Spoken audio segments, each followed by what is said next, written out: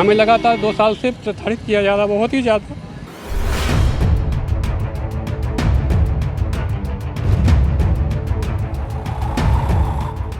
करीब हफ्ता भर हो गया, दो नाम लगातार सुर्खियों में हैं। नाम है एसडीएम ज्योति मौर्य और आलोक मौर्य। ज्योति मौर्य पर आरोप है कि एसडीएम के पद पर पहुंचते ही उन्होंने आलोक को, अपने पति को धोखा दे दिया और आलोक को छोड़कर किसी और के साथ लव अफेयर में है। आलोक मीडिया के सामने आए, रोते रोते अपने दर्द को बयां किया। इस दर्द पर लोगों की अलग अलग तरह की राय बननी शुरू हुई। किसी ने आलोक को गलत बताया तो किसी ने एसडीएम ज्योति मौर्य को दोषी ठहराया। लेकिन अब एक और पति सामने आया है जिसने अपनी पत्नी पर आरोप लगाया है। इस पति ने भी रोते रोते मीडिया के सामने अपना दर्द बयां किया है। आज उसी दर्द से आपको रूबरू कराएंगे।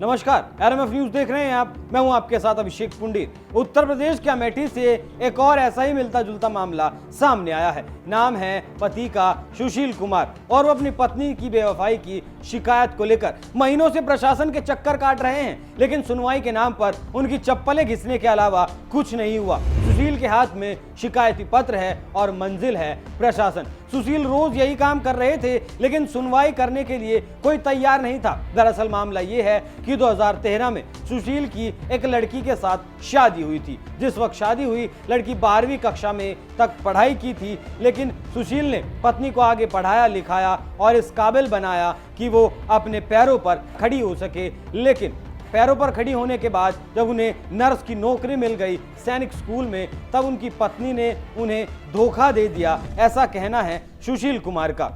और सुशील कुमार इसी पत्नी की इसी शिकायत को लेकर महीनों से प्रशासन के चक्कर काट रहे हैं। लेकिन जैसे ही पत्नी को नौकरी मिली, वहीं उसका अफेयर शुरू हो गया और अब वो सुशील को उसकी 5 साल की बेटी से भी मिलने नहीं देती। एक बार सुनिए सुशील को, फिर आगे की कहानी बताएंगे। हमारी 2013 में शादी हुई थी।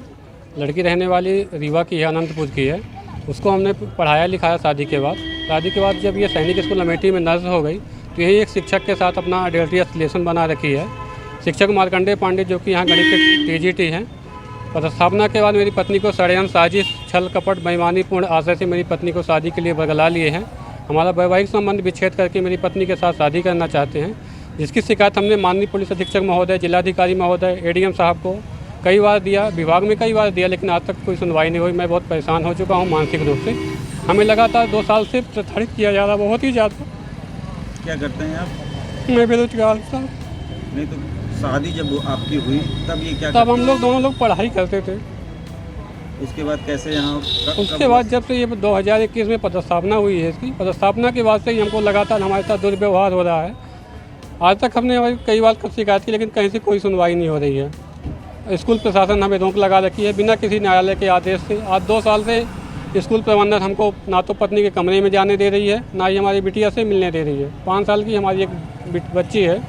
सुशील के मुताबिक उनकी पत्नी का किसी गणित के टीचर के साथ अवैध संबंध चल रहा है और तो और उन्हें उनकी बच्ची से भी नहीं मिलने दिया जाता। सुशील के मुताबिक उन्होंने पत्नी के नाम एक जमीन भी ली थी, जिसके कागजात भी वो अपने साथ ले गई। हालांकि ये जांच का विषय है कि सुशील के दावों में कितनी सच्चाई है। जो आरोप सुशील ने अपनी पत्नी पर लगाए हैं उनमें कितनी सच्चाई है, ये सब एक जांच का विषय है। ये ठीक वैसे ही है जैसे एसडीएम ज्योति मौर्य के केस में चल रहा है। इस केस में भी जांच के बाद ही पता चलेगा कि आखिर सच्चाई है क्या। लेकिन सुशील ने जिस तरह से रोते रोते अपना दर्द बयां किया है, उससे तो ऐसा ही लग रहा है जैसे ये मामला ज्योति मौर्य 2.0 है। ज्योति मौर्य के केस के बाद आने वाला ये दूसरा केस है। लेकिन अब देखना ये भी दिलचस्प होगा कि आगे ऐसे और कितने केस सामने आते हैं। अपनी राय भी हमें कमेंट कर आप जरूर दीजिएगा। नमस्कार।